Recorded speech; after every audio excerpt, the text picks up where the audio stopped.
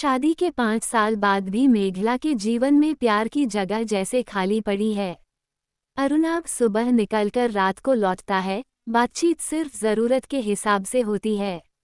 मेघला धीरे धीरे अकेली निसंग होती गई। इसी समय कॉलेज खत्म करके घर लौटा अरण्य, मेघला का देवर। कोमल स्वभाव, किताबें पढ़ने की आदत और आंखों में एक तरह की गंभीर गहराई। एक दिन दोपहर को बारिश के बीच मेघला बालकनी में चुपचाप बैठी थी, तभी अचानक अरण्य आया और बोला, भाभी, आपने तो कहा था कि आपको रवींद्रनाथ को पढ़ना पसंद है, लेकिन मैंने देखा कि किताबों पर धूल जमी है। मेघला मुस्कुराकर कहती है, जब कोई पास बैठकर पढ़ता है तभी किताब खोलकर पढ़ने की इच्छा होती है।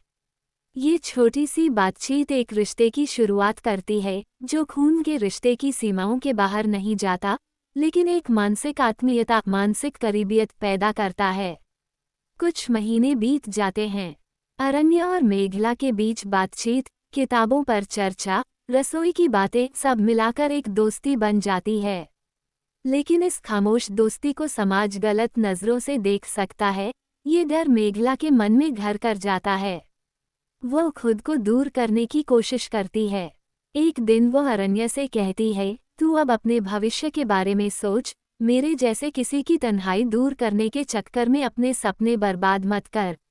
अरण्य कुछ नहीं कहता, सिर झुकाकर बस इतना कहता है, मैं तुम्हारी तन्हाई को समझता हूँ, लेकिन उसमें कभी कुछ गलत नहीं चाहा।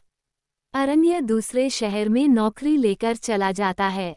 जाने से पहले वाली रात वह मेघला की बालकनी पर एक खत छोड़ जाता है, जिसमें लिखा था, भाभी, प्यार का मतलब हमेशा पास होना नहीं, साथ होना है। मैं दूर रहकर भी तुम्हारे उस खालीपन को भरने की प्रार्थना करूंगा। तुम किताबें खोलकर पढ़ना, वह इच्छा कभी मरने न पाए। मेघला खिड़की के पास खड़ी होकर वह खत अपने सीने से लगा लेती है। बाहर रिमझिम बारिश हो रही है। अंदर उसका मन धीरे धीरे हल्का होने लगता है। बारिश रुक गई है। खिड़की के कांच पर अब भी पानी की बूंदें लगी हैं।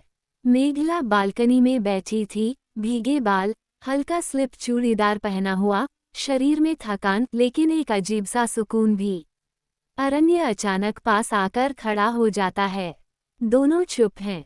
क्या तुम कभी खुद को भूल गई हो, भाभी?